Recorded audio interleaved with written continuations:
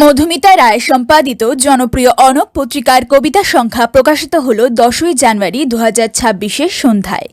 এদিন বাংলা একাডেমি নন্দন চত্বরে অনুষ্ঠিত সাহিত্য উৎসব ও লিটল ম্যাগাজিন মেলা 2026 অনগের স্টলে এই পত্রিকার উদ্বোধন হয়।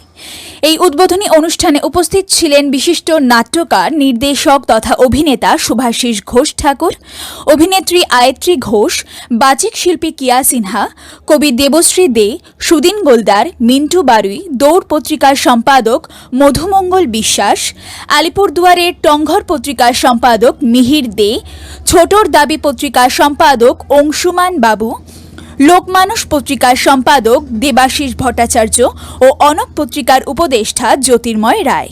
বিষ্ণু সরকারের রিপোর্ট, নিউজ প্রতিধ্বনি, কলকাতা।